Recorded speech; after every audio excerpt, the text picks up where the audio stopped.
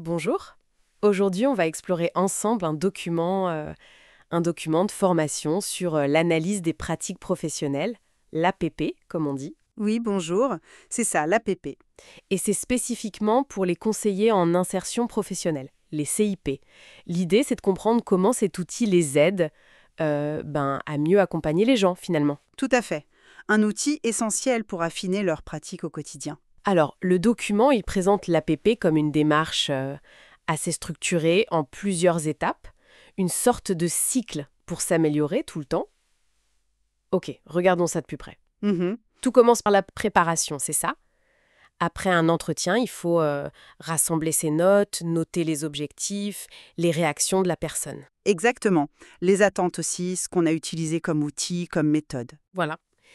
Et puis clarifier ce qu'on voulait faire au départ et comment on saurait si ça a marché, quoi. Définir des critères de réussite. Absolument. Et cette préparation, elle est cruciale parce qu'elle mène directement à la phase suivante, Ah oui. la réflexion individuelle. Oui, c'est un moment clé où le conseiller, il prend du recul sur sa propre approche. Est-ce que j'ai posé des questions ouvertes? Est-ce que j'ai vraiment écouté activement? Quelle était ma posture aussi, j'imagine? Bienveillante? Empathique? Exactement, c'est ça. Il s'agit d'identifier les points forts, hein, peut-être la création d'un bon climat de confiance, et puis aussi les difficultés, les résistances, un manque de clarté parfois. D'accord. Et c'est là que ça devient vraiment intéressant, je trouve. Parce que l'étape d'après, c'est la collecte de feedback, de retour. Le document insiste beaucoup là-dessus. Oui, et c'est essentiel. Ça se fait de deux manières, en gros. Mhm.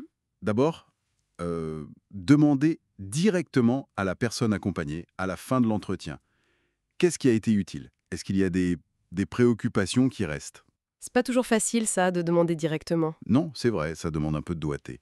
Mais le document souligne que c'est fondamental pour remettre le bénéficiaire au centre. Et puis, l'autre manière, c'est d'échanger avec les collègues. Ah oui, partager ses expériences, demander conseil. Voilà, pour avoir d'autres perspectives, confronter un peu ses propres impressions. Donc on a l'autoréflexion et les retours extérieurs. Et tout ça, ça mène à quoi? À l'analyse en groupe. C'est ça. L'étape suivante, c'est l'analyse en groupe. Le document suggère d'organiser des sessions d'APP collaboratives. En équipe, donc? Oui, en équipe, peut-être à partir d'études de cas concrets, anonymisés bien sûr. L'idée, c'est vraiment de discuter ensemble des approches qui marchent, celles qui marchent moins bien, En fonction des contextes aussi, j'imagine? bien sûr, en tenant compte des contextes spécifiques. C'est un espace sécurisé, normalement, pour mettre en commun les difficultés, les stratégies, apprendre les uns des autres, sans jugement. Et j'imagine que ça ne s'arrête pas à la discussion. Tout ça doit déboucher sur quelque chose de concret. Bah oui, logiquement, tout ce processus mène à l'élaboration d'un plan d'action, personnel cette fois. D'accord. Il faut définir des actions concrètes, par exemple, suivre une formation spécifique ou essayer d'améliorer telle ou telle technique d'entretien. L'entretien motivationnel, par exemple? Oui, voilà. Ou d'autres techniques et fixer des objectifs, si possible, mesurables, pour voir si on progresse. Ça peut être le taux de satisfaction des personnes accompagnées ou leur avancée vers l'emploi. Si on prend un peu d'auteur maintenant, on voit bien l'importance de cette APP. C'est vraiment un moteur pour l'amélioration continue, c'est ça? Mhm. Pour que la qualité de l'accompagnement soit toujours au rendez-vous. Exactement. C'est ça qui permet de s'ajuster, de répondre au mieux aux besoins des personnes qui sont toujours uniques et qui évoluent. Et ça aide aussi à éviter de répéter des erreurs ou d'utiliser des méthodes qui sont peut-être plus si efficaces. Ça prévient une certaine routine, peut-être? Oui, ça aide à sortir des routines et ça renforce aussi la confiance avec le bénéficiaire si on adapte mieux les interventions. D'ailleurs, le document propose même des petits outils pratiques, hein. Ah oui, ah oui. Comme quoi? Un questionnaire d'auto-évaluation ou un tableau simple pour structurer sa pensée avant et après un rendez-vous. Des choses pour aider à ancrer ça dans le quotidien. Alors, pour résumer, qu'est-ce qu'on retient de tout ça?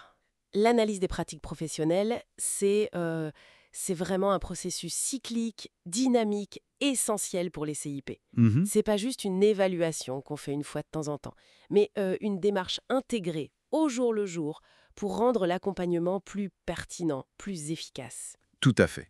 C'est un levier puissant pour la professionnalisation continue. Vraiment. D'accord. Et ça soulève une question intéressante, je trouve, pour aller plus loin.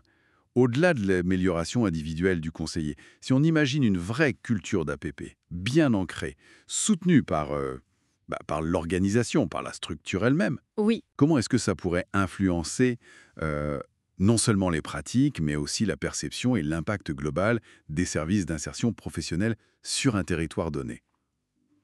Ça, c'est une réflexion assez large.